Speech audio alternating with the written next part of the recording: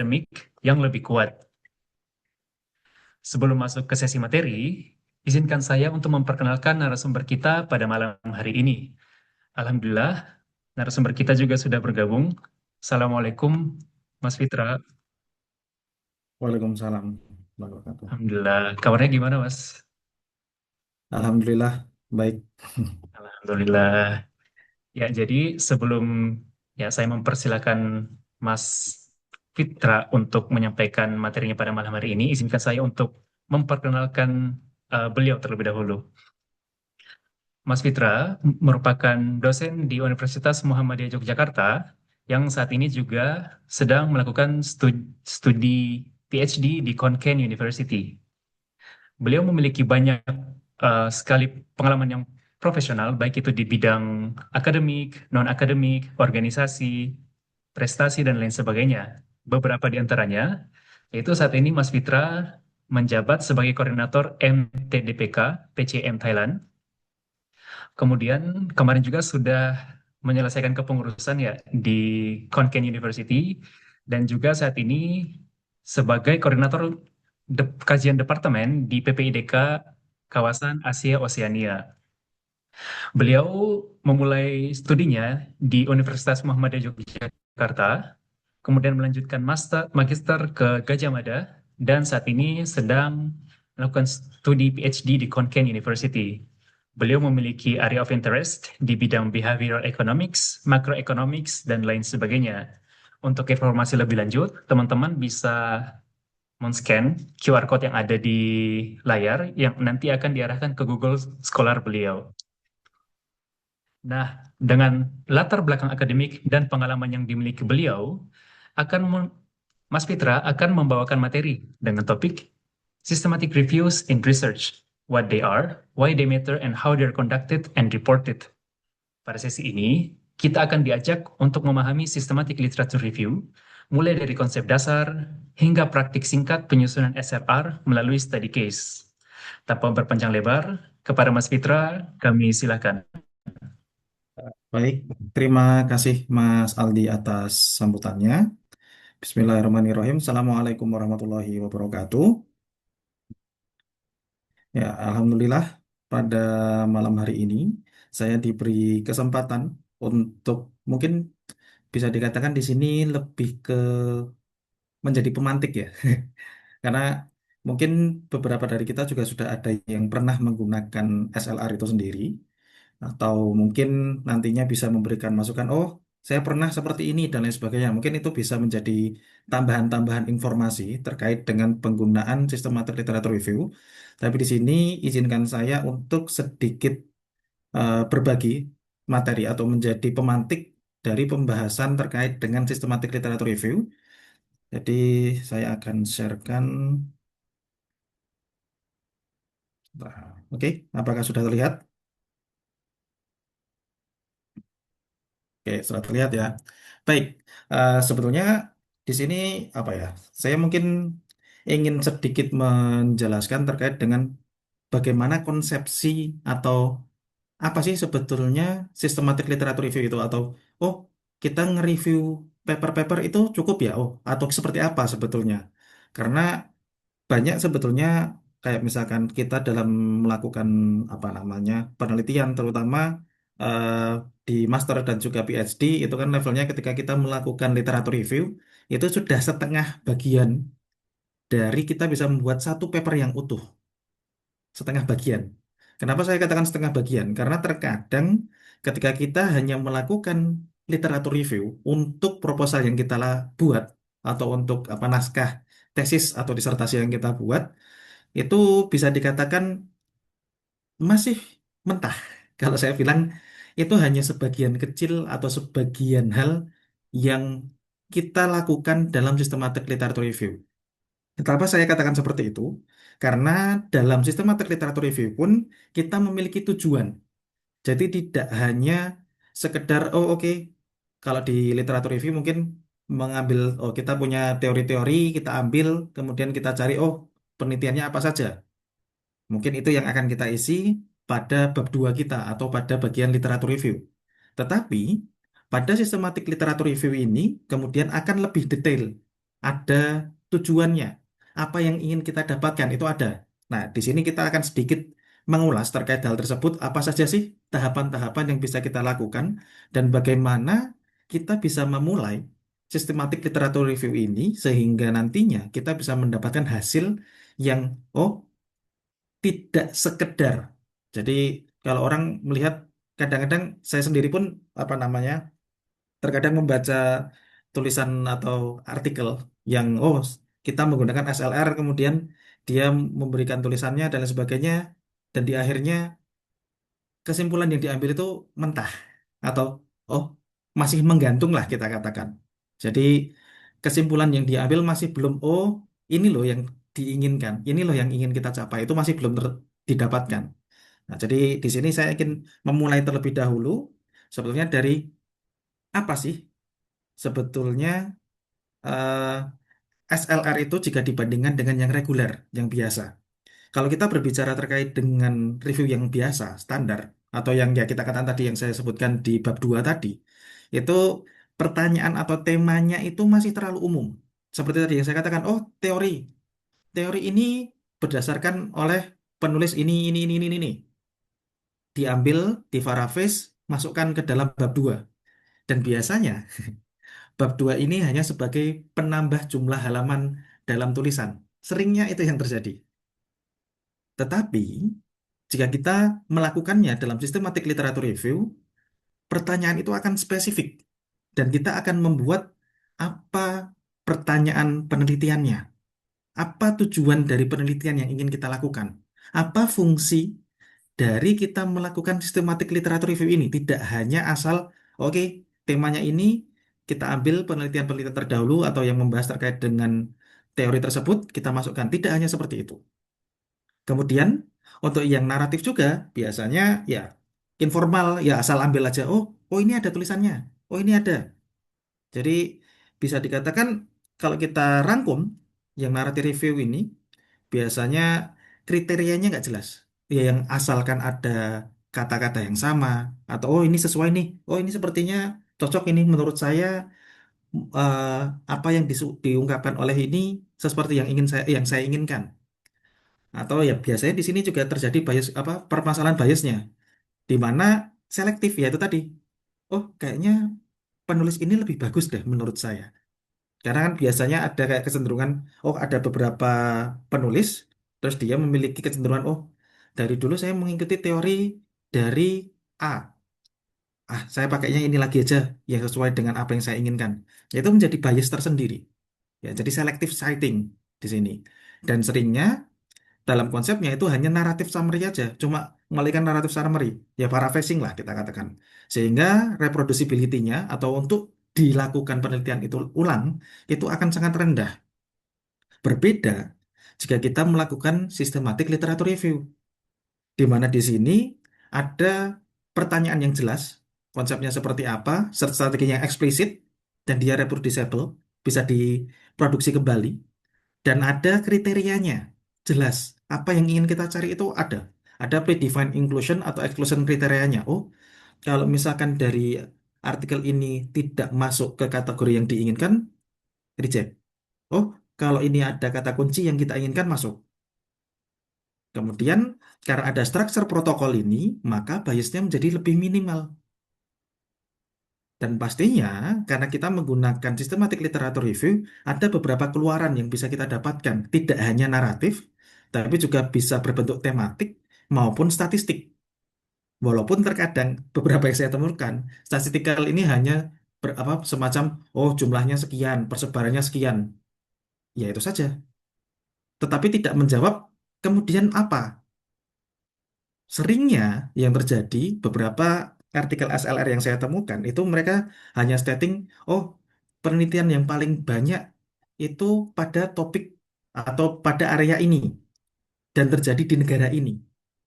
Ya, itu secara umum saja. Tetapi apa fungsinya? Kalau memang itu paling banyak di situ terus kenapa? Itu yang perlu ditanyakan sebetulnya. Kenapa kemudian topik ini menjadi suatu yang paling banyak diteliti. Misalkan nih, jika memang tujuan penelitian kita ingin mengetahui, topik yang paling banyak topik apa nih? Jika kita memang pengennya itu. Tetapi jika tujuannya yang lain, ya pastinya akan ada tujuan tersendiri. Nah, dan pastinya reproducibility-nya atau kemungkinan untuk dilakukan ulang itu akan sangat tinggi. Karena setiap orang akan memiliki narasi masing-masing. Setiap orang akan memiliki, oh, konsep saya seperti ini. Saya menjadi navigator atas penelitian yang saya lakukan. Sehingga setiap orang akan memiliki ide, oh, saya ingin menelitinya tentang A. Dengan spesifikasi atau dengan kuncian-kuncian tertentu. Nah, nanti akan saya coba gambarkan, terutama dalam contohnya, bagaimana sebetulnya spesifikasi yang lebih, apa ya istilahnya, lebih spesifik, spesifikasi yang lebih menjurus. Sehingga, oh, ini memang unik, ini memang sesuatu yang lebih detail. Hmm. Nah, dalam hal ini, jika kita berbicara dalam literatur review, systematic literature review, ada tiga hal atau ada tiga tingkatan lah kita katakan. Jadi ada yang disebut sebagai scoping review, kemudian ada yang systematic review, dan yang ketiga ada meta-analysis. Untuk scoping review, kita menyebutnya ini sebagai hanya menarik garis. Oh, oke. Dari yang topik umum, biasanya orang-orang kalau pakai NVivo, nah, yang pakai NVivo terus narik garis-garis, oh dari garis ini nanti ke topik yang lain, ke topik yang lain, itu sebetulnya bisa kita katakan lebih ke hanya scoping review saja. Jadi dia cuma, oh, ya secara umumnya seperti ini. Ya tadi yang saya sebutkan, oh, yang paling banyak diteliti ya ini, that's it. Itu hanya scoping review, karena menarik garis-garisnya saja. Tetapi kemudian jika sampai ke systematic review, maka ada answer a focus question. Ada pertanyaan yang fokus, ada pertanyaan yang khusus. Oh, saya ingin mencoba melihat sebetulnya sejauh ini penelitian terkait dengan A itu sudah sejauh mana. Oh, ternyata penelitian A itu masih banyak batasannya, misalkan. Oh, ternyata penelitian B itu sudah banyak yang melakukan penelitian, tetapi sejauh mana penelitian ini dilakukan? Sehingga fungsi dari systematic review ini nanti kita bisa temukan, oh, ternyata gap analisisnya ada di sini nih. Loh, seperti apa dan lain sebagainya. Nah, dan pada bentuk lainnya ada yang kita sebut juga sebagai meta-analysis. Nah, kalau meta-analysis ini yang pooling numeric results, ya jumlah angka-angkanya aja. Oh, jumlah ini ada sekian, topik ini ada sekian, peneliti ini melakukan penelitian sebanyak sekian. Itu meta analisis. Hanya berbentuk angka yang mungkin kalau kita artikan sebetulnya, ya kalau menurut saya secara pribadi, jika memang tidak terlalu urgent, ya ya that's it. Cuma angka saja. Oh, peneliti ini jumlahnya sekian. Oh, topik ini jumlahnya sekian. Ya cuma sampai itu. Tetapi apa fungsi lanjutannya? Kita belum menemukan apa yang menjadi hal menarik. Nah, itu yang perlu dicari di sini. Jadi reviews can also be non-systematic. Bisa jadi tidak harus selalu sistematik. Di mana authors do not follow a predefined method for locating literatur. Jadi ada bentuk yang ya ngasal aja, kita cari aja. Kayak biasanya ada beberapa yang bentuknya. Kalau saya dulu penelitian S2 untuk tesis saya tracing. Jadi dari satu apa namanya literatur review dari satu naskah utama. Jadi satu anchor kalau kita katakan anchor reference lah. Dari satu anchor reference ini saya tracing. Oh, penelitian yang dia jadikan acuan itu apa saja? Saya tracing, kemudian yang sesuai dengan apa yang saya inginkan saya ambil. Itu tracing jatuhnya. Jadi nggak sesistematik itu. Tapi kita ambil tracing. Oh, penelitian terdahulunya ada ini. Kita cari. Oh, ini sepertinya sesuai dengan yang ingin saya. Kalau mungkin bisa dikatakan replikasi ya. Kalau sekarang kan penelitian yang benar-benar genuine, terutama karena saya di sosial ekonomi, penelitian yang benar-benar genuine, kecuali kita mengambil sisi yang memang apa namanya eh, novelty-nya adalah kondisi lapangan, itu akan cukup sulit. Tetapi kalau misalkan secara topik besar ya biasanya akan tetap sama. Terutama jika penelitiannya pada ranah, karena dulu saya di makro. Kalau makro itu ya rata-rata kemana-mana. Kalau di makroekonomi, mungkin beberapa dari teman-teman ada yang sedikit memahami. Kalau di makroekonomi itu topiknya bisa kemana-mana, melebar kemana-mana. Nah, kebetulan Sekarang saya juga sudah bergeser ke mikro, pindah ke sisi ekonomi perilaku, behavioral economics, yang ya pembahasan terkait dengan health economics, ekonomi kesehatan, dan di sini mulai lebih spesifik saya melihat, oh ternyata tracing itu bisa jika memang sesuai. Kalau memang itu sesuai, oh oke tracing. Itu akan membantu kita untuk tahap awal. Ada answer reference, kemudian kita bisa tracing. Tetapi jika kita memang secara spesifik ingin, oh kita pengen yang systematic review, maka ada cara-cara tertentu yang perlu kita lakukan. Nah, disinilah sebetulnya ada tiga framework untuk melakukan yang namanya systematic literature review. Yang pertama, kita melakukan planning the review. Kemudian yang kedua, conducting the review. Dan terakhir adalah reporting the review. Pada bagian pertama, di planning the review, kita akan melakukan yang namanya identifying the need for a review. Apa sih tujuannya? Itu tadi seperti yang saya katakan. Kita ingin melakukan review ini apa sih fungsinya? Apa yang ingin kita dapatkan? Itu yang pertama. Jangan cuma, oh oke, saya pengen ngelakuin review biar bisa dapat artikel, lulus selesai. Tapi secara kita, apa ya, mungkin kalau dikatakan peneliti, ya pastinya kita punya pertanyaan nih. Kenapa kita melakukan ini? Apa pertanyaan yang muncul ketika kita melihat jurnal-jurnal yang sebegitu banyak? Karena kita sudah apa ya terlalu sering melihat oh jurnalnya saking banyaknya sampai mungkin yang dibaca cuma satu, dua, tiga, yang lainnya menjadi file di laptop kita. Cuma menambah-nambahi besar file di laptop kita. Tapi kita tahu oh ini adalah bahasan yang memang sesuai dengan penelitian kita misalkan. Nah, tapi kita perlu tahu apa sih yang ingin kita cari. Kemudian yang kedua, define research question. Kita mulai bentuk pertanyaan penelitian kita apa. Oh, misalkan dalam contohnya eh, penelitian saya, saya pernah apa membuat yang untuk proposal penelitian saya sebelumnya itu terkait dengan pengaruh dari sosial capital terhadap mental health. eh nah, saya agak lupa-lupa juga karena ini tidak saya olah lagi, belum saya olah lagi. Jadi social capital menjadi moderator pada mental health yang berpengaruh terhadap subjective well-being dari mahasiswa. Misalkan itu apa namanya topik besarnya. Kemudian kita lihat apa yang pengen kita cari. Oh, sejauh mana ada jurnal yang membahas secara spesifik terkait dengan pembahasan itu. Kemudian kita cari sebetulnya apakah memang ada pengaruh atau sejauh ini mahasiswa ini masih hanya dilihat dari sisi objektivitasnya saja atau sudah mencapai pada ranah subjektivitasnya juga. Jika sudah pada ranah subjektivitas, pada sisi subjektif apa mahasiswa ini sudah dinilai. Nah, jadi kita mulai membuat pertanyaan-pertanyaan itu. Kita mulai ada spesifik sejauh ini seperti apa sih? Nah, kemudian kita drafting. Oh, kita drafting. Oh, berarti kata kunci yang saya inginkan adalah A, B, C, D, dan seterusnya. Kita draft dan pilot the review protocol. Jadi kita buat nanti ada contoh bentuk bagaimana ininya ya. Apa piloting the review protocolnya. Review protocolnya seperti apa nanti akan kita coba lihat. Nah, setelah kita dapatkan, kemudian search and select studies. Kita mulai mencari dan memilih mana artikel-artikel yang sesuai dengan yang kita inginkan. Tetapi pastinya ada nomor 5 ini, apply inclusion or exclusion kriteria. Kita harus punya inclusion sama exclusion kriteria terlebih dahulu. Karena jangan sampai kita sudah apa namanya mengumpulkan naskah-naskahnya, tapi kita nggak punya exclusion kriterianya. Ya kita cuma ambil semuanya, kita ambil semuanya, ya itu nonsense juga.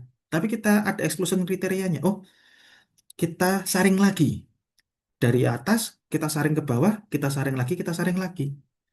Nah, sehingga extract and synthesize the data, kita bisa mengekstrak, kita bisa mengambil apa yang dari penelitian-penelitian terdahulu tersebut.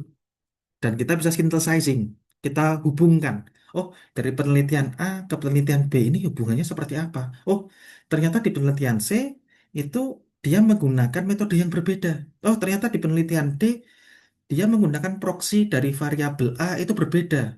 Oh, ternyata hasil yang didapatkan di penelitian E itu berbeda dibandingkan dengan penelitian-penelitian yang lainnya. Nah, itu bisa kita synthesizing. Dan di sini kemudian masuk ke reporting. Kita tulis finding kita apa.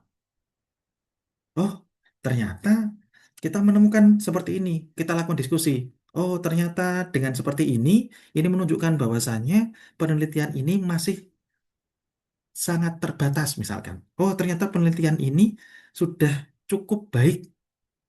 Akan tetapi, nah, state limitation. Apa yang menjadi masalah? Ternyata terjadi, misalkan dalam contoh kasus penelitian saya di S2 dulu terkait dengan gap hasil. Jadi ada penelitian dengan topik yang sama tetapi ada hasil yang berbeda. Ada yang memiliki hasil positif dan ada hasilnya negatif. Nah, dari sini saya highlight, oh ternyata mereka berbeda ini ya karena memang secara objeknya berbeda. Ada yang di negara A, yang ini di negara B, ini di kawasan ini, yang ini di kawasan ini. Sehingga, oh kalau misalkan saya bawa ke kawasan yang lain, apakah hasilnya sama? Oh, kalau misalkan saya bawa ke konsep yang berbeda, apakah hasilnya sama?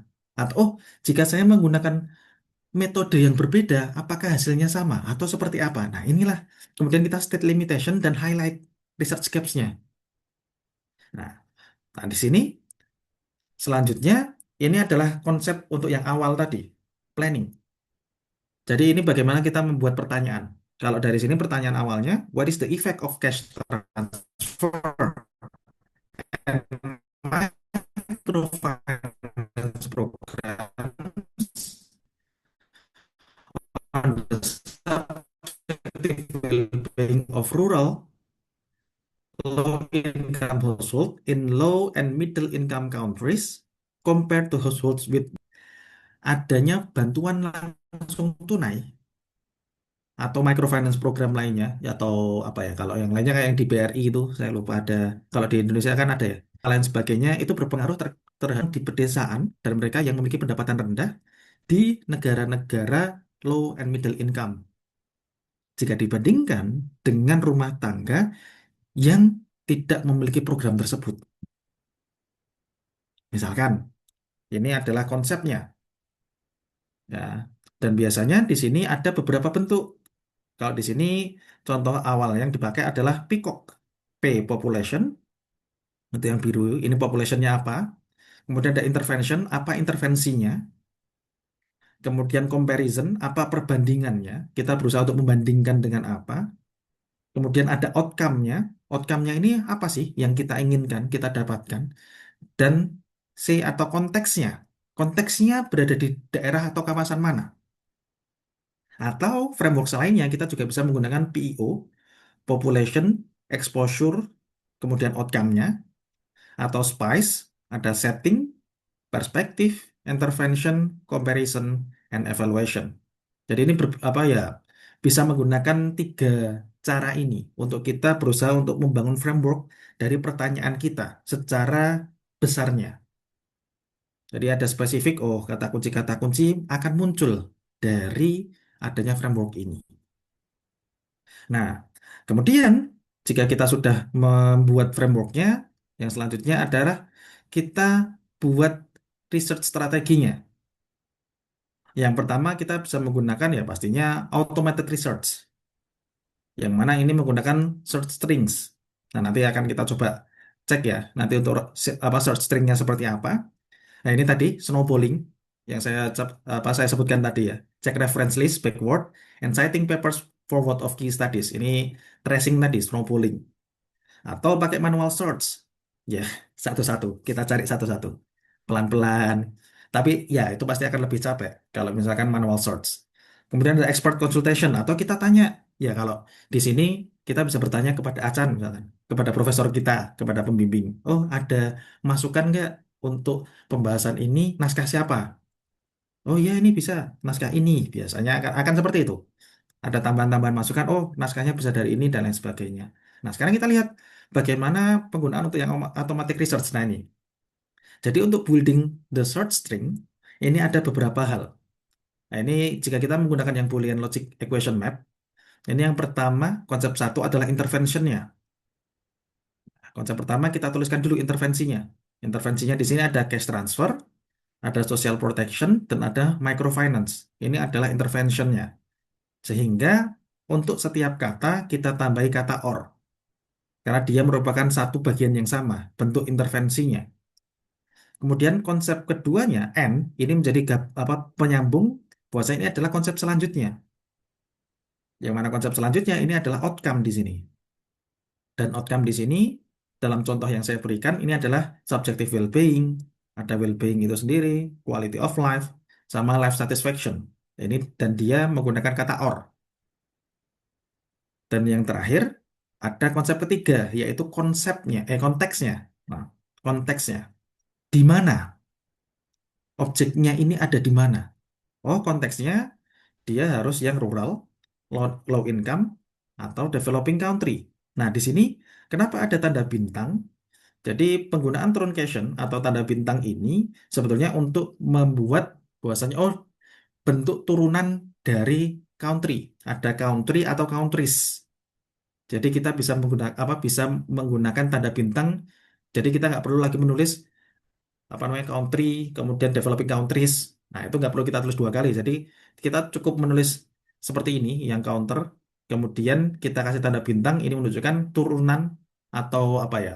Ya kata-kata inilah, kata-kata yang masih bersisian setelah kata counter ini apa? Ada country, ada countries.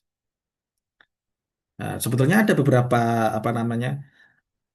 Cara juga untuk bisa memberikan apa ya istilahnya batasan. Ada bentuk wildcards lah kalau kita sebutnya.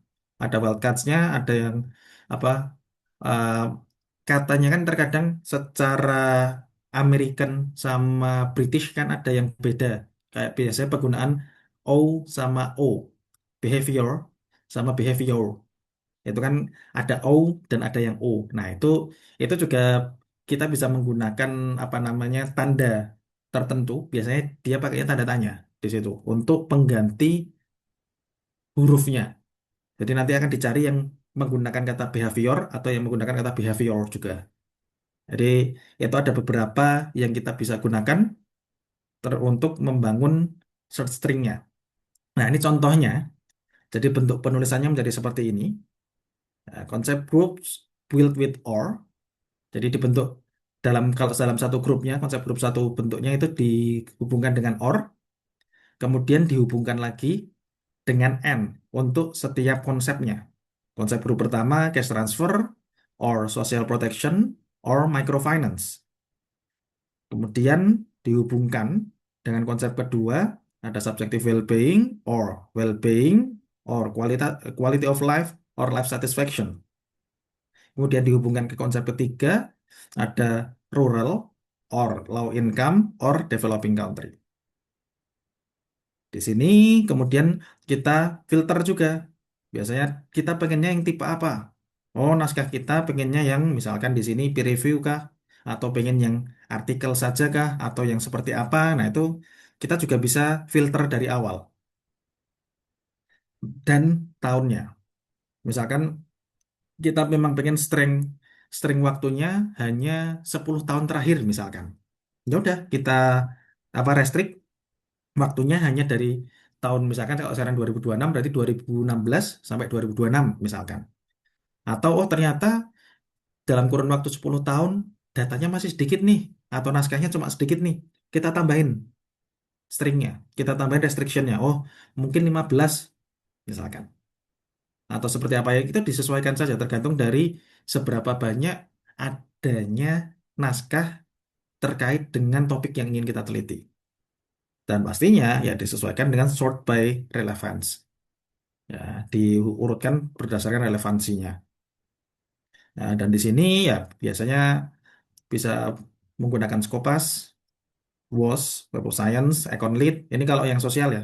Kalau mungkin untuk yang health ada di PubMed. Ya, kalau misalkan Emerald itu juga ada atau kalau di ekonomi saya juga ada di Gstore, kemudian ada di apa ya? Ya, cukup banyak sebetulnya untuk beberapa apa namanya? database-database ini, apa artikel ilmiah. Nah, kita bisa coba buka itu. Jadi ini adalah bagaimana kita berusaha untuk membuat stringnya. Nah, setelah itu kita establishing boundaries. Ya, kita buat boundariesnya. Ada inclusion kriteria, ada exclusion kriterianya. Dan di sini kriteria must be defined before screening begins. Jadi kriterianya ini harus dibuat terlebih dahulu sebelum kita melakukan screening. Kita harus udah tentukan, oh, yang masuk ke dalam penelitian ini, ke dalam review ini, hanya yang ini. Oh, yang nggak masuk nanti yang seperti ini. Ini harus kita state. Kita harus punya dari awal. Dan di sini inclusion kriteria, misalkan contohnya, dia measures a well-being outcome, kemudian studies a cash transfer, microfinance, dan seterusnya, conducted, dan seterusnya. Nah, ini apa namanya, kita yang membuat sendiri inclusion kriterianya. Begitu juga exclusion kriterianya. Oh, kalau dia duplicate publication, atau oh, ini satu naskah tapi di beberapa apa namanya, beberapa web lah kita katakan, di beberapa keluaran. Biasanya kalau saya ada yang apa namanya di PubMed, sebelum sampai ke PubMed-nya itu ada di web apa biasanya. Terus dirujuknya langsung ke PubMed-nya. Nah, berarti kita ambil yang paling ujung ya, cuma satu berarti yang kita ambil. Ya, kalau duplikasi dan isinya sama ya sudah, berarti di-exclude. Itu hanya dihitung sebagai satu naskah saja. Dan misalkan di sini ada yang lainnya studies in high income atau urban only settings. Nah, berarti kan nggak relevan juga. Karena yang kita inginkan di sini tadi adalah yang rural. Kemudian programs with no well-being or life satisfaction measure. Oh, terus programnya yang dihitung bukan ke well-being atau satisfaction measure, tapi misalkan ke objective well-being-nya. Berarti nggak termasuk. Atau di sini non peer reviewed opinion piece or editorials ya. Dan dia bukan termasuk yang non peer reviewed opinion. Atau insufficient data or unavailable full text, atau yang tidak bisa didapatkan full text-nya. Nah, ini kita bisa state kriteria-kriteria ini, inclusion atau exclusion-nya tergantung dari kita sendiri. Nah, selanjutnya dari sini, nah ini yang cukup apa namanya, cukup penting juga, kita menggunakan yang namanya Prisma Screening Funnel. Jadi di awal ini kita akan state, oh, identifikasi awal jumlah naskah yang kita dapatkan ada berapa. Di identification, kita gather record semuanya. Oh, ternyata semua naskah yang menurut dari topik ini itu ada sekian. Itu identifikasi pertama. Jadi Prisma ini dia apa, screening, kita screening, oh, naskah kita yang sesuai topik itu ada sekian nih. Kemudian di screen secara review apa titlesnya, abstraknya, kemudian di eliminate yang non match, yang tidak sesuai. Oh, kemudian screening, setelah di screening yang tembus cuma jumlahnya sekian. Setelah itu masuk ke eligibility. Nah, apakah eligible? Ada akses full text-nya atau apa lain sebagainya. Oh, yang eligible yang bisa diakses ada sekian. Nah, dari situlah yang terakhir ada yang inclusion. Finalize the study set used for data extraction. Nah, di yang bagian inclusion inilah yang kemudian menjadi inti dari apa yang kita ingin bahas. Inilah yang sudah sesuai dengan apa yang kita ingin diskusikan, dengan apa yang ingin kita tuliskan. Itu ada di bagian yang inclusion ini. Ya, sehingga kita tahu, oh, track exactly counts. Jadi kita hitung, oh, dari yang pertama itu misalkan ada 40, nanti di ujungnya itu mungkin cuma sampai berapa. Nah, dan di terakhir ya pastinya kita ekstrak datanya. Bisa nanti dalam bentuk yang naratif, ya, summarize findings, kemudian kita grup berdasarkan temanya, secara metodologinya, secara kronologinya, atau kita bikin secara tematik, ya, kita cari apa secara konstruknya itu seperti apa, atau oh, common in qualitative review, atau seperti apa bentuk tematiknya, oh, ini konsepnya kita ambil yang sama, atau seperti apa, atau meta analisis kuantitatif untuk a pooled effect estimate. Jadi kita berusaha membandingkan, oh, hasil-hasilnya itu seperti apa secara statistikal. Nah, dan di sini good synthesis goes beyond summary. Jadi sintesis yang bagus itu tidak hanya menjadi summary. Kita tidak hanya mengambil kesimpulan dari setiap penelitian tersebut, tapi kita bandingkan. Oh, penelitian A hasilnya seperti ini, sedangkan penelitian B hasilnya kok begini. Kenapa? Oh, ternyata penelitian A sama dengan penelitian B, padahal konteksnya berbeda. Kok bisa seperti itu? Nah, itulah yang kemudian kita berusaha suarakan. Kenapa-kenapa dari hasil-hasil yang didapatkan, itulah yang kita coba suarakan. Dan dari situlah muncul novelty-nya. Karena kalau kita cuma ngambil, oh kesimpulannya dari penelitian A, B, C, D seperti ini, kesimpulannya dari E, F, G seperti ini.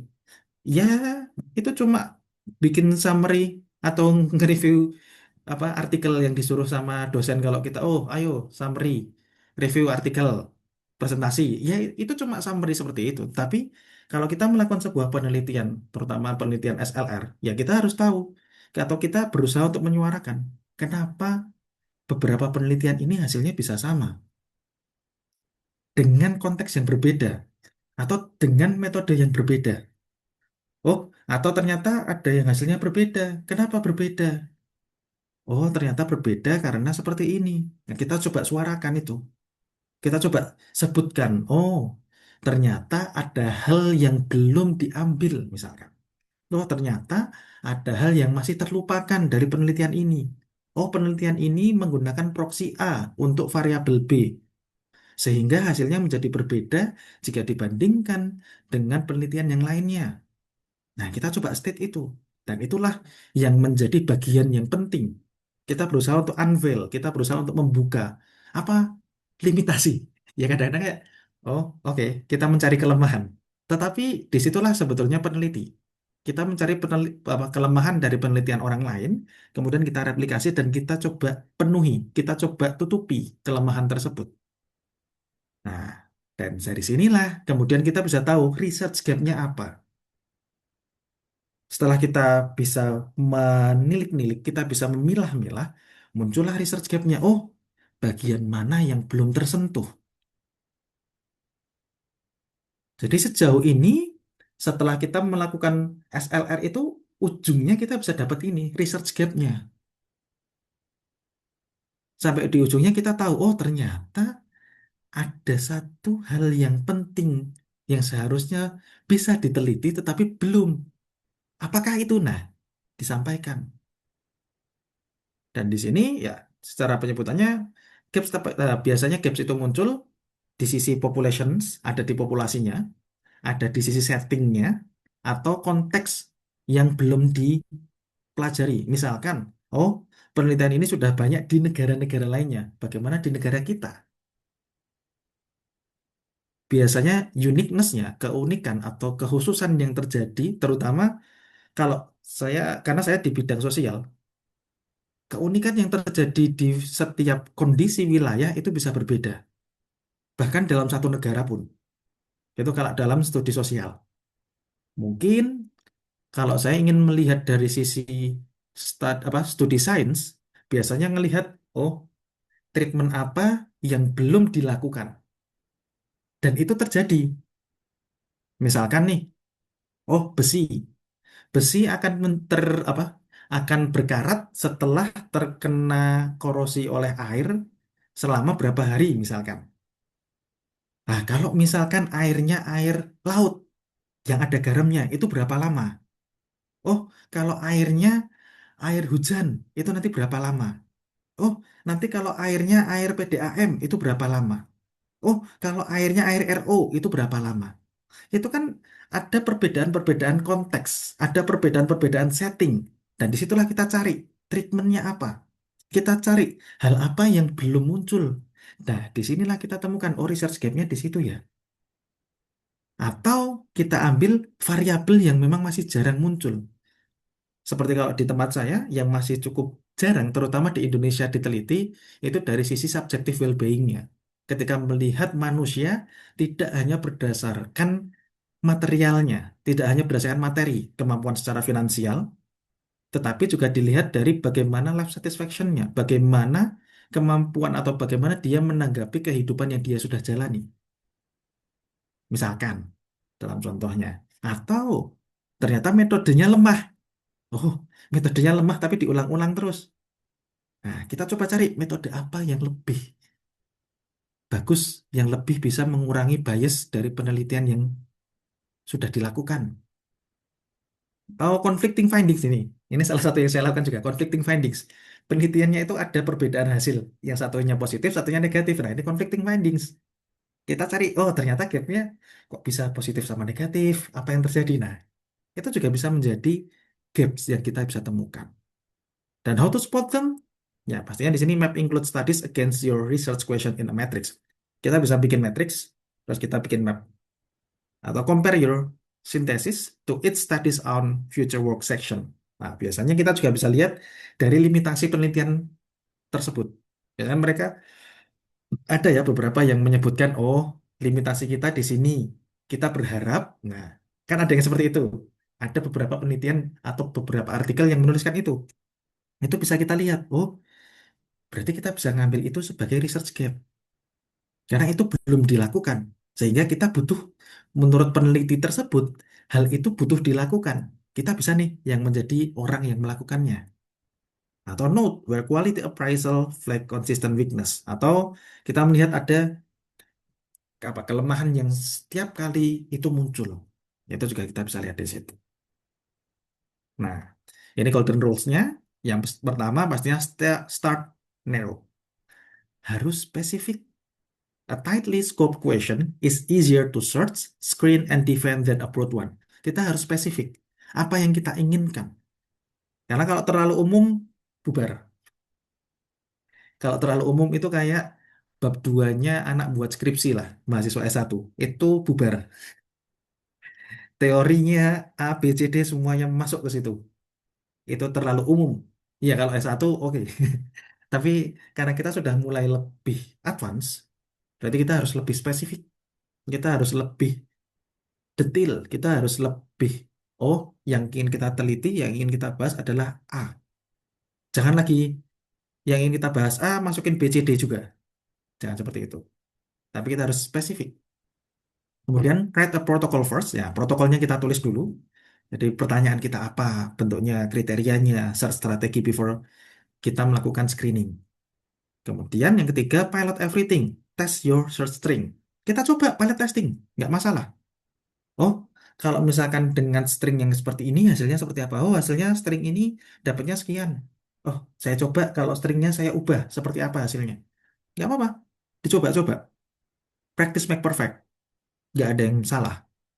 Ya, jadi ketika mentok, oh ini kok kayak gini, coba lagi. Oh ini kok seperti ini, coba lagi. Nggak masalah. Nah, kemudian track every decision. Nah, ketika melakukan decision, terutama ketika melakukan exclusion dan inclusion, itu kita harus track semuanya. Ya, jumlahnya berapa, mana aja yang kita ambil, oh ini masuk, ini include, ini exclude, dan lain sebagainya, itu harus kita track semuanya. Dan ya, maksudnya keep the end goal in view. Kita tahu, oh tujuan akhir kita adalah ini, yang kita inginkan adalah ini. Itu sudah harus sejak awal. Nah, dan itulah diskusi kita. Ini beberapa referensi yang digunakan untuk pembahasan kali ini. Jika ada pertanyaan, mungkin dari teman-teman atau ada tambahan masukan, silakan, terima kasih. Itu dari saya. Saya kembalikan ke Mas Aldi. Terima kasih banyak Mas Fitra atas materi yang sudah disampaikan, sangat informatif ya dan juga menarik. Dari pemaparan tadi kita bisa melihat ya bahwa SLR ya bukan hanya tentang mencari dan mengumpulkan banyak artikel juga, tetapi tentang bagaimana cara memahami arah penelitian, menyusun inklusi, ya memframing lah arah penelitiannya kita. Dan juga dari studi SLR ini itu kita bisa menemukan research gap dan juga menyusun argumen serta menemukan posisi penelitian kita secara lebih jelas. Semoga materi ini bisa menjadi bekal awal bagi teman-teman yang sedang mempersiapkan terutama proposal, artikel ilmiah, maupun penelitian lainnya. Selanjutnya kita akan masuk ke sesi diskusi dan tanya jawab. Ya, bagi teman-teman yang ingin bertanya, silahkan untuk menggunakan fitur raise hand atau menuliskan pertanyaan di kolom chat. Ya, jika nanti dipersilakan bertanya secara langsung, mohon untuk menyebutkan nama dan asal universitas atau simpul terlebih dahulu ya. Baik, untuk termin pertama kita coba buka dengan 3 pertanyaan, silahkan. Atau misalnya teman-teman sudah melakukan SLR, mungkin mau sharing, Seperti itu, boleh dipersilakan.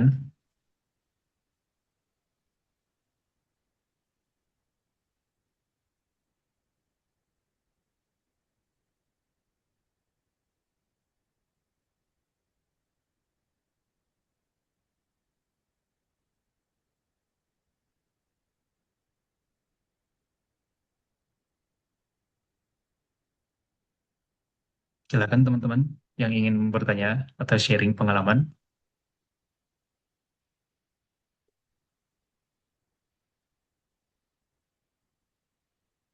Oh ya, ini Mas Fitra sudah ada yang bertanya di kolom chat. Ah, dari Dian Friantoro. Bagaimana cara memfilter paper yang sudah kita cari melalui database Scopus? Contoh, kita membuat SLR mengenai halal education, namun di dalamnya tetap ada penelitian ke arah marketing, seperti itu. Mungkin bisa langsung dijawab, Mas. Oke. Mungkin untuk apa namanya? Nah, ini yang sering terjadi kalau misalkan kita menggunakan ya biasanya string atau research apa ya bukan research sih. Search word yang keywordnya oh ya udah keywordnya secara umum aja. Itu nanti akan ya semua muanya bisa masuk. Bahkan terkadang relevansinya apa juga nggak sesuai. Jadi memang kalau misalkan kita ingin yang lebih apa namanya spesifik, kita perlu membuatnya spesifik juga. Seperti dalam contoh kasusnya ini, berarti kita perlu menulis search string-nya harus spesifik yang seperti ini. Misalkan nih, halal education. Berarti kita ambil dulu halal education-nya dalam hal apa? Oh, halal education. Misalkan ini jadi satu kata kunci terlebih dahulu. Berarti halal education apakah ini sebagai outcome atau halal education ini sebagai apa namanya eh, konteksnya atau dia sebagai apa namanya eh treatmentnya itu yang perlu kita pahami. Baru nanti dari sini oh halal education misalkan kita ambil halal education untuk mahasiswa misalkan atau untuk masyarakat. Nah ini kan makanya dia menjadi lebih kemana-mana karena tidak spesifik itu tadi. Kalau misalkan kita melakukan ini spesifik, misalkan kita ingin menelitinya terkait dengan oh halal education untuk masyarakat di negara berkembang misalkan, atau di negara mayoritas Muslim misalkan, atau di Indonesia misalkan itu secara spesifiknya, maka dia akan memunculkan oh berarti yang ingin diteliti ya sesuai dengan ini tadi. Kita buat di grup pertama ini adalah logik yang pertama. Nah, di sini dilihat yang pertama ada interventionnya dulu, kemudian ada outcome-nya, dan terakhir ada konteksnya. Nah, ini yang halal education masuknya kemana? Itu yang perlu kita state dari awal, yang perlu kita pastikan dari awal. Karena kalau enggak ya semua-semuanya bisa masuk ke dalam hasil search kita. Akan muncul dari apa namanya paper-paper yang kita coba cari. Karena kita sendiri juga tidak spesifik. Yang kita inginkan ini apa? Siapa tahu ya dalam marketing kan itu merupakan bentuk halal education. Ya kan? Orang melakukan marketing itu kan jika memang produknya adalah produk yang halal, itu bentuk halal education juga. Makanya kemudian dia bisa saja menyatakan atau dari search engine-nya menyebutkan, oh ini kan masuk ke halal education, sehingga ya nggak masalah saya masukkan ke dalam hasil pemfilterannya.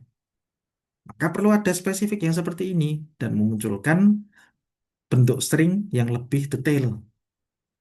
Nah, sehingga yang kita dapatkan itu juga sesuai dengan apa yang coba kita cari. Mungkin seperti itu untuk yang dari Mas Dian. Itu Mas Aldi. Baik, terima kasih Mas. Dari penanya ada yang ingin ditanggapi atau follow up pertanyaan? Oke, baik, terima kasih. Selanjutnya ada pertanyaan kedua nih Mas dari Mas Alek dari Konken. Izin bertanya, kapan dalam kondisi seperti kapan dan dalam kondisi apa SLR diperlukan. Jika misalnya saya melakukan penelitian empiris terhadap suatu fenomena ekonomi baru dengan structural equation modeling, panel data, atau analisis input-output misalnya, bagaimana saya memposisikan SLR tersebut? Boleh Mas Oke. langsung jawab. Kalau dalam konsep ini sebetulnya SLR ini kita lebih berusaha mapping. Ini seperti mapping sebetulnya SLR. Jadi kita berusaha untuk mapping penelitian ini sudah sejauh mana. Kalau misalkan dalam konteksnya di sini melakukan penelitian empiris dengan apa terhadap suatu fenomena ekonomi dengan beberapa metode yang berbeda. Nah, di sini ini beberapa metode yang disebutkan oleh Mas Alek ada structural equation model, kemudian ada panel data atau ada analisis input output. Ini beberapa metodenya. Jadi ada metode-metode yang berbeda yang berusaha digunakan atau sudah digunakan, yang ingin atau yang sudah. Nah, ini yang kemudian menjadi berbeda. Kalau misalkan ingin dilakukan, seringnya itu kita cukup menggunakan satu saja. Tapi kalau penelitian terdahulunya mereka menggunakan metode yang berbeda-beda ya, itu wajar. Nah, dari situ, dari perbedaan metode yang digunakan, ada yang mungkin hasilnya sama, ada juga yang hasilnya berbeda. Nah, nanti kita bisa tahu, oh, kok hasilnya sama? Apa yang menjadi konteks dari setiap penelitian tersebut? Atau, oh, kok hasilnya berbeda? Kenapa hasilnya berbeda? Apa yang menyebabkan hal itu berbeda? Nah, dari situ kita bisa muncul pertanyaan-pertanyaan selanjutnya. Dan kita berusaha untuk menjawab pertanyaan-pertanyaan tersebut. Jadi kalau misalkan disebutkan kapan dan dalam kondisi apa, itu kembali ke kita. SLR itu dilakukan ketika kita memang ingin melakukan penelitian dalam bentuk SLR. Jadi SLR ini apa sebuah metode penelitian. Sebetulnya jatuhnya seperti itu. Jadi ini bentuk metode penelitian kualitatif yang atau yang berusaha untuk menelaah naskah-naskah terdahulu tetapi lebih sistematik. Jadi bukan menggunakan metode atau data-data primer atau data-data sekunder, tetapi kita menggunakan naskah-naskah penelitian-penelitian terdahulu. Itu dalam bentuk SLR-nya. Sehingga hasil yang keluar itu pun juga menjadi bisa kita katakan sedikit berbeda. Jika kita bandingkan dengan penelitian-penelitian yang menggunakan metode-metode kuantitatif atau kualitatif lainnya. Jadi SLR ini salah satu bentuk metode penelitian juga jatuhnya. Jadi kalau misalkan kita mau apa membandingkan dengan metode lainnya, ya bisa. Tetapi objeknya berbeda. Itu yang perlu kita lihat karena SLR objeknya adalah penelitian-penelitian terdahulu atau naskah-naskah artikel yang sudah diterbitkan. Itu adalah objek dari SLR itu sendiri. Walaupun pastinya akan ada spesifik topiknya apa yang ingin kita lakukan. Jadi data yang kita dapatkan dalam SLR inilah data dari naskah-naskah tersebut. Nah, tapi kalau misalkan kita kemudian menggunakan metode-metode terutama berkaitan dengan fenomena ekonomi baru, ini jatuhnya lebih ke kita berusaha mereplikasi tetapi menggunakan metode yang berbeda misalkan. Atau fenomena ini baru, belum banyak diteliti, kita menggunakan metode yang sama. Itu juga bisa. Jadi kita berusaha melihat dari beberapa sisi. Ini seperti ketika kita berusaha mencari ini research gap-nya. Jadi apa yang ingin kita lihat? Apa yang ingin kita coba tampilkan? Nah, itu tergantung dari sudut pandangnya. Apakah kita ingin, oh oke, penelitian ini dilakukan untuk melihat bagaimana penelitian ini sudah dilakukan. Itulah SLR. Dalam topik tersebut, dalam topik tertentu. Mungkin nah, nanti saya coba tunjukkan di akhir. Saya juga baru ngedrafting, baru ngedrafting untuk apa namanya penelitian menggunakan SLR saya sendiri. Nanti akan saya coba tunjukkan sedikit di akhir eh, untuk yang penelitian yang coba saya bangun. Mungkin itu untuk pertanyaan dari Mas Alek. Dari Mas Alek ada tanggapan,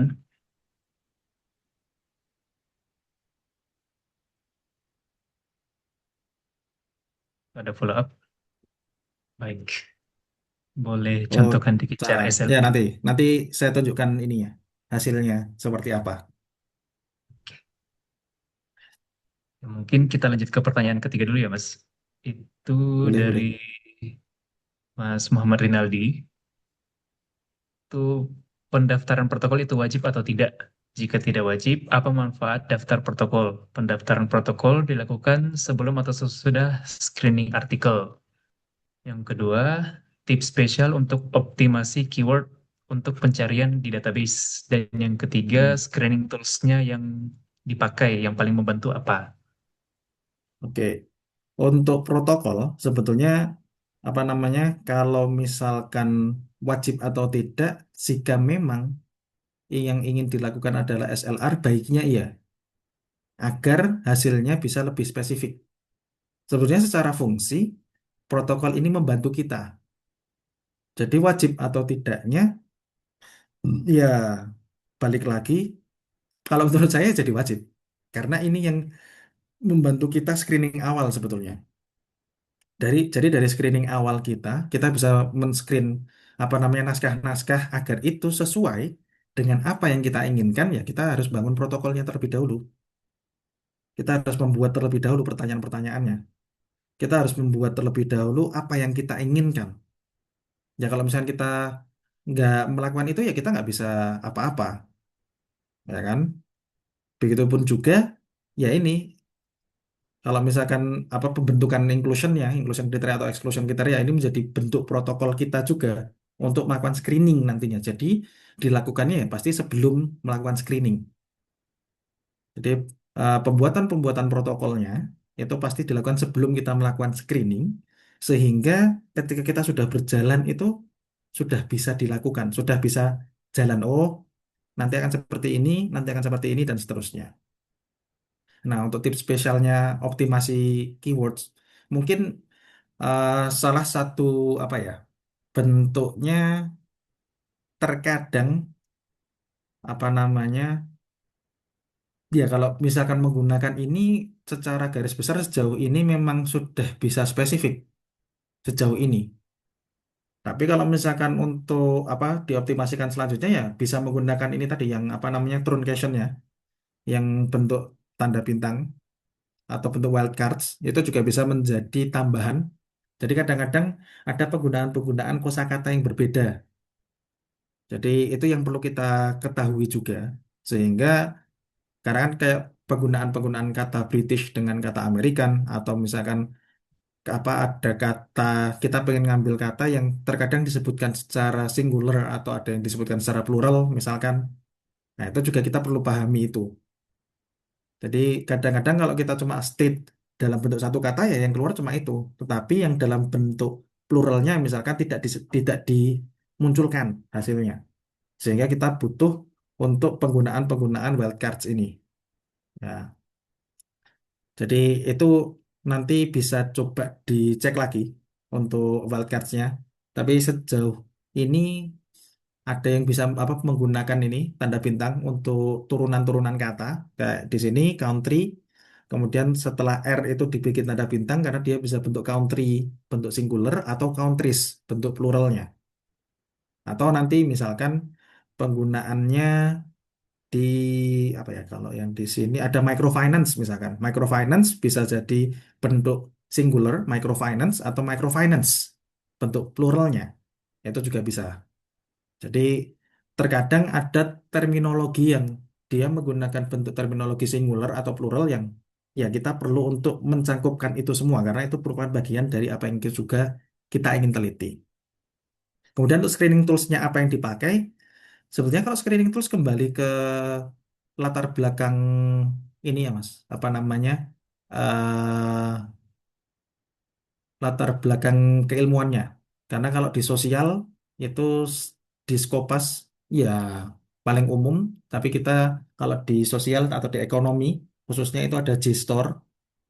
JSTOR itu apa cukup banyak juga untuk yang ekonomi, sosial atau kalau nggak di Emerald atau WOS itu juga ya ini yang paling umum lah, Econlit ya juga bisa atau kalau yang kesehatan itu ya di PubMed itu Kalau di Saintek saya kurang tahu. Apakah hanya di Scopus saja? Pastinya kalian juga punya ini kan, apa namanya search engine atau ya database untuk jurnal-jurnal Skopas lah katakanlah. Itu kan biasanya juga ada yang khusus. Kayak kalau di kesehatan ada PubMed dan lain sebagainya. Biasanya disesuaikan aja Mas. Atau coba cross database. Itu juga nggak masalah. Jadi menggabungkan beberapa database itu juga sebetulnya bukan menjadi pantangan. Oh, nanti nanti juga di state, oh, penelitian saya menggunakan beberapa database, misalkan. Itu juga nggak masalah untuk di state seperti itu. Mungkin itu, Mas Aldi. Mas, gimana dari Mas Aldi ada follow up? Ya, ternyata yang bertanya cukup banyak juga ya. Kita coba lanjutkan termin kedua untuk dua atau tiga penanya terakhir. Ini ada dari Hasna. Mas Fitra, mohon maaf jika ada yang terlewat. Untuk SLR ini sendiri, apakah ada kekurangan? Apakah hal-hal urgent yang perlu kita perhatikan agar SLR yang kita lakukan menjadi lebih akurat atau tepat sasaran? Oke. Iya, eh ya, kalau untuk kekurangan pasti pasti ada kekurangan. Maksudnya eh, setiap metode itu pasti ada kekurangannya.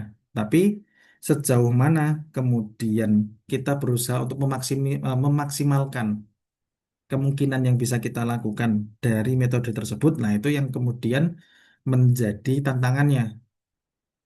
Jadi eh, kalau kita berbicara terkait, oh SLR ya kekurangannya adalah kita tidak bisa melakukan research, ya itu cuma studi pustaka. Hitungannya studi pustaka yang lebih mendalam lah kalau kita katakan. Jadi kalau misalkan temuan baru apa, ya nggak ada temuan baru. Mungkin kita bisa mengatakan ini menjadi sebuah temuan karena kita berusaha highlighting research gap-nya. Oh, ternyata sejauh ini dari penelitian-penelitian terdahulu ini itu ditemukan research gap-nya seperti ini, misalkan. Itu menjadi temuannya. Walaupun sebetulnya mungkin itu bukan temuan yang baru.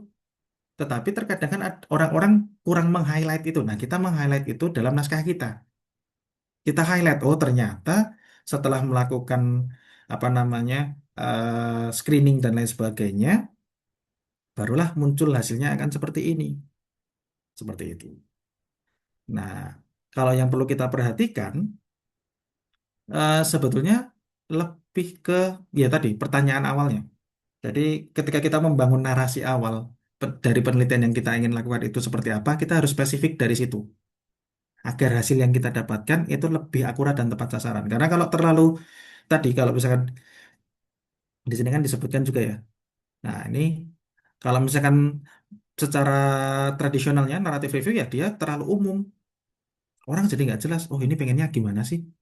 Tapi kita harus spesifik, kita harus jelas, kita harus memiliki arah tujuannya seperti apa di situ. Nah, jadi sudah dari awal kita apa membangun narasinya itu sudah tepat, ya nanti itu akan membantu kita juga dalam menavigasi penulisan naskah yang ingin kita lakukan. Mungkin itu. oke. Terima kasih Mas. Dari Basna, apa ada follow up question, tanggapan? Baik. Nah, ada satu lagi nih Mas, dari Ismail Hussein. Izin bertanya Mas, jadi untuk penelitian dengan metode kualitatif, SLR hanya menjadi metode untuk menelaah penelitian terdahulu secara sistematis saja, atau adakah manfaat lainnya SLR untuk penelitian dengan metode kuantitatif? Sejauh ini kalau kita berbicara tentang SLR, nah ini bukan bukan yang kuantitatif ya. SLR ini kualitatif. Jadi kalau kuantitatif itu seringnya akan memanfaatkan apa namanya statistical apa ya istilahnya testing lah kita katakanlah statistical testing itu biasanya kita baru menyebutnya sebagai yang bentuk kuantitatif. Tetapi dalam ranah ini SLR kebanyakan itu hanya ya yang seperti disebutkan ini menelaah penelitian terdahulu secara sistematis. Sehingga kita bisa menelaah tadi seperti yang apa saya gambarkan, yang ditelaah pada ujungnya adalah ini. Ini yang berusaha ditelaah dengan menggunakan SLR. Di ujungnya adalah, oh, apa sih? Sejauh ini itu sudah sampai mana?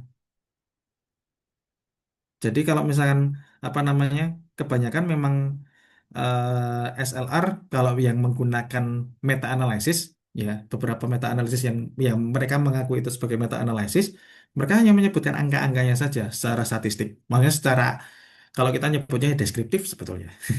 Kalau saya menggunakan deskriptif statistik itu masih belum masuk kuantitatif menurut saya pribadi. Itu pandangan saya pribadi ya. Penggunaan data deskriptif atau statistik deskriptif itu masih belum masuk ranah yang kuantitatif menurut saya. Karena ya itu hanya angka saja, tetapi tidak ada testingnya apapun. Tapi kalau misalkan yang kuantitatif, ya ada testing, ada uji yang dilakukan. Paling tidak misalkan uji beda misalkan. Pre dan post. Oke, kita bisa menyebutnya sebagai bentuk kuantitatif. Tapi ketika dia hanya menyebutkan deskriptif, oh jumlah respondennya ada sebanyak sekian, dengan laki-laki sebanyak sekian, yang perempuan sebanyak sekian, kemudian jenis pekerjaannya itu ada beberapa bagian, terus dibikin diagram, oh ini berapa persen, ini berapa persen, itu masih kualitatif, belum sampai ke yang kuantitatif. Tapi kalau misalkan dia bisa menunjukkan, oh setiap pekerjaan ini memiliki pengaruh yang berbeda terkait dengan apanya, nah itu udah bisa masuk kuantitatif, begitu. Jadi apa namanya, tidak apa ya istilahnya, belum tentu kalau dari sini SLR itu sendiri ya pastinya terbatas pada kualitatif. Sependek pengetahuan saya dan sejauh yang saya pahami, SLR itu masih pada ranah yang kualitatif karena dia hanya membahas terkait dengan penelitian terdahulu saja. Tetapi jika bisa menggunakan data yang digunakan oleh penelitian terdahulu dan kita olah kembali, itu bisa menjadi kuantitatif. Jika memang disediakan oleh mereka. Maksudnya terkait dengan penelitian-penelitian yang dipublishkan tidak memberikan data mentah ya. Seringnya seringnya tidak ada bahkan. Yang mereka keluarkan hanya hasilnya. Ya kalau cuma hasilnya kita tidak bisa membandingkan atau kita tidak bisa menguji apapun dari situ.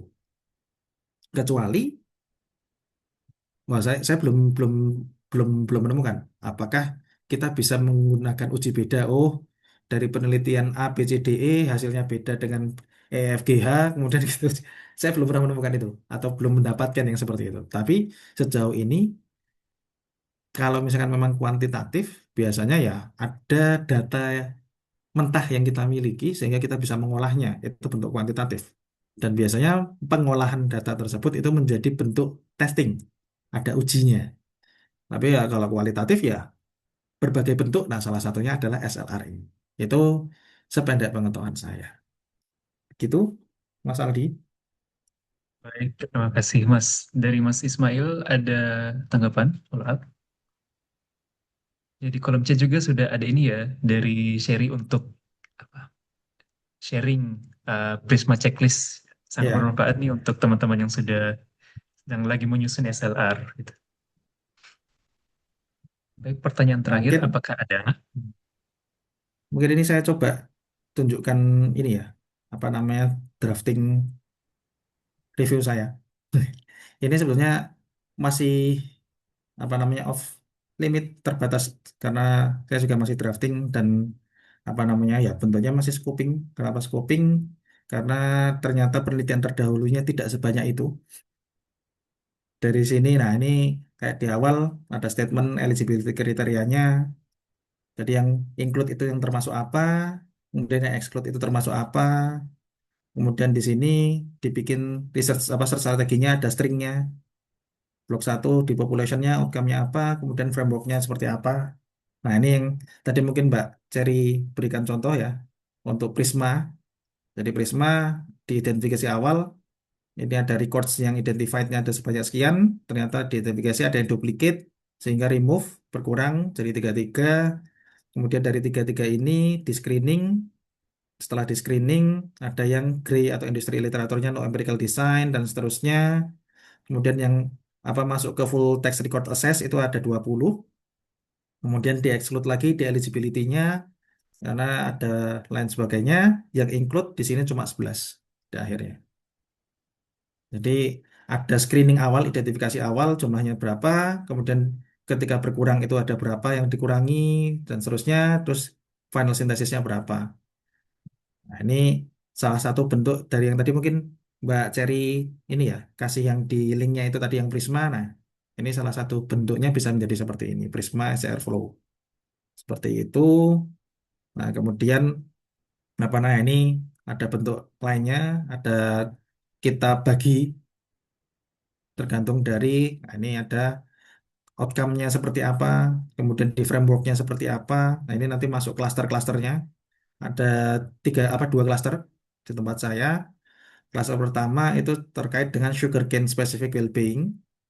Tapi di sini well-being-nya lebih banyak dari sisi, wah ini ya well-being outcome-nya ada life satisfaction, happiness, work wellness, dan seterusnya. Ini yang satu. Kalau yang duanya, ini dia hanya objektif. Jadi well-being tapi sisi objektifnya. Sedangkan yang satu ini dia well-being tapi sisi subjektifnya.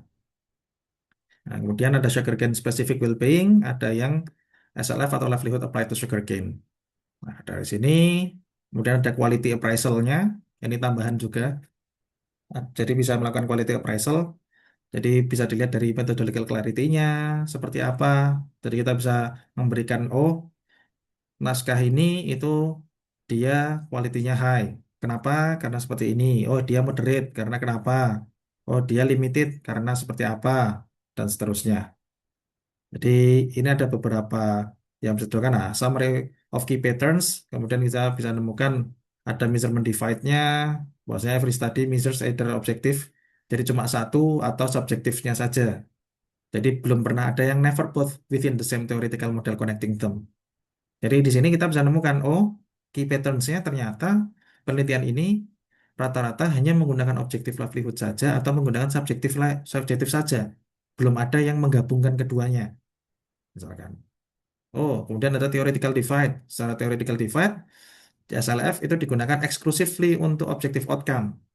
Jadi no include study applies the capability approach. Belum ada yang menggunakan capability approach. Kemudian geografik.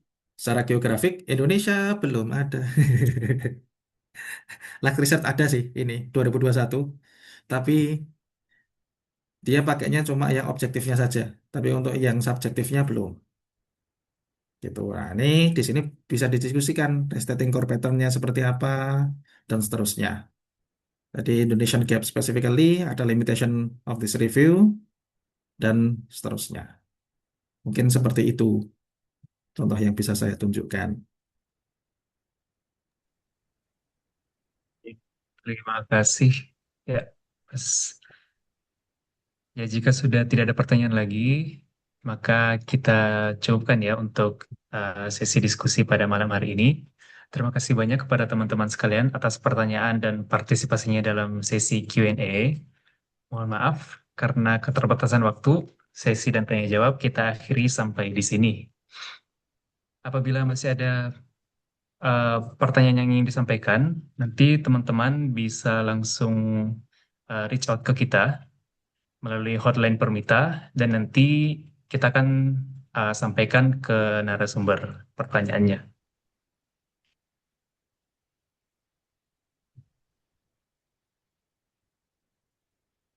Ya, sekali lagi kami ucapkan terima kasih banyak ya kepada Mas Fitra atas waktu, ilmu, dan wawasan yang telah dibagikan pada malam hari ini. Selanjutnya, sebagai bentuk apresiasi atas ilmu dan waktu yang telah diberikan oleh narasumber kita, kami mengundang Presiden Permita, Mas Bakti Rifai, untuk menyampaikan token of appreciation kepada narasumber. Untuk itu kami undang Mas Baktiar untuk eh, menyampaikan token of appreciation. Silakan. Ya, baik. Terima kasih Mas Aprialdi. Maaf saya lagi di luar, lagi safar di luar kota. Silakan mungkin oke, ya.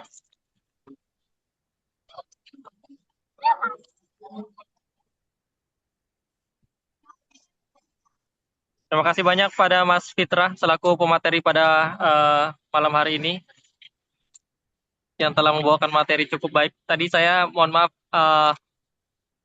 dengar sekitar 80% ya materinya. Dan cukup menarik dan mudah-mudahan nanti ke depannya eh, Academic Talk Series bisa lebih apa namanya lebih banyak lagi materi-materi yang menarik dan bisa mendatangkan banyak peserta.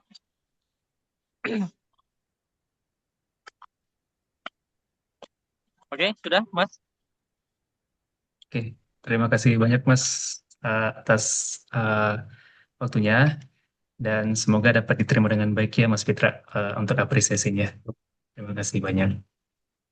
Baik, sebelum acara ditutup, kita akan melakukan dokumentasi bersama. Silakan bagi teman-teman untuk mengaktifkan kamera, kita coba capturing the moment together.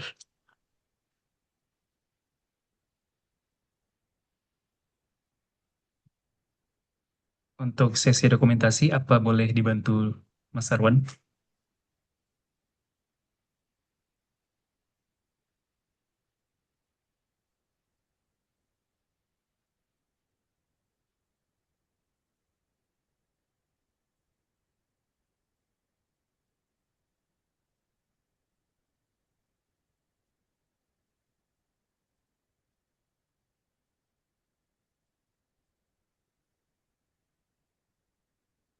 Boleh, silakan untuk teman-teman yang bisa open cam, silakan. Kita coba foto bersama.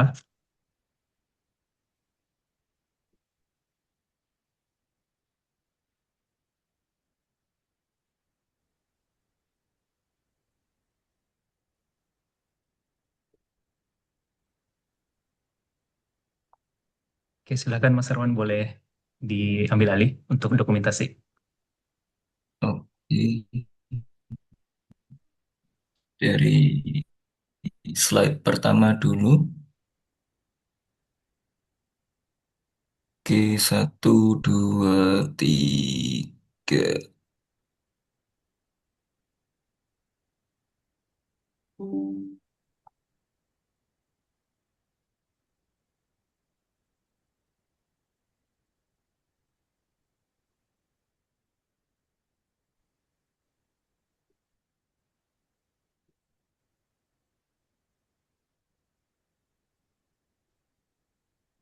Sekali lagi mungkin satu, dua, tiga. Slide kedua. Satu, dua, tiga. Oke, terima kasih. Baik, terima kasih banyak.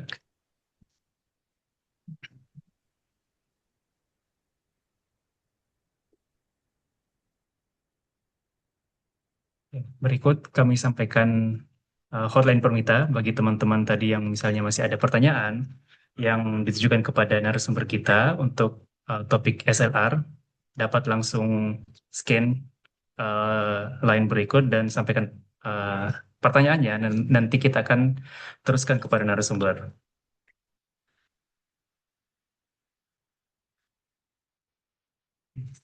Untuk keperluan presensi dan penerbitan e-certificate, kami persilakan seluruh peserta untuk memindai QR code yang ditampilkan di layar dan mengisi formulir presensi. Mohon dipastikan bahwa nama lengkap, alamat email ditulis secara benar karena data tersebut akan digunakan untuk penerbitan e-certificate. Sertifikat akan dikirimkan ke email yang telah didaftarkan setelah panitia menyelesaikan proses verifikasi kehadiran.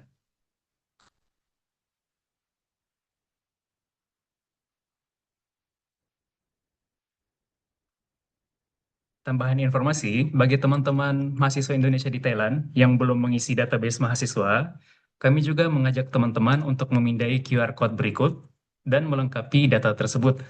Database ini menjadi salah satu acuan bagi Departemen Pendidikan dan Kebudayaan Permita dalam menyusun kurikulum dan menentukan topik-topik Academic Talk Series berikutnya.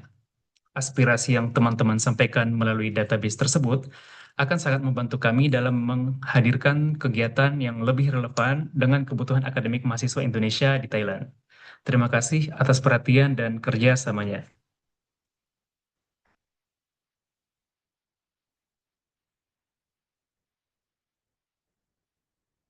Baik, Alhamdulillah kita telah sampai di penghujung acara Academic Talk Series perdana.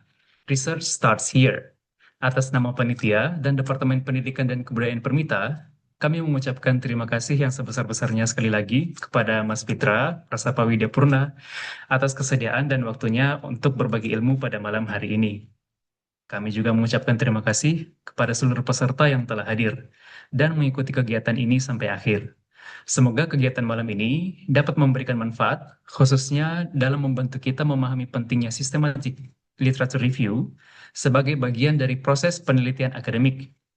Semoga Academic Talk Series ini juga dapat terus menjadi ruang belajar bersama yang relevan bagi mahasiswa Indonesia di Thailand. Saya Aldi, mohon maaf apabila terdapat kekurangan dalam memandu acara malam hari ini. Izinkan saya tutup dengan pantun. Jalan-jalan kawat arun di malam hari, menatap senja di Chao Phraya. Kami pamit undur diri, sampai jumpa di series berikutnya. Wassalamualaikum warahmatullahi wabarakatuh. Waalaikumsalam warahmatullahi wabarakatuh.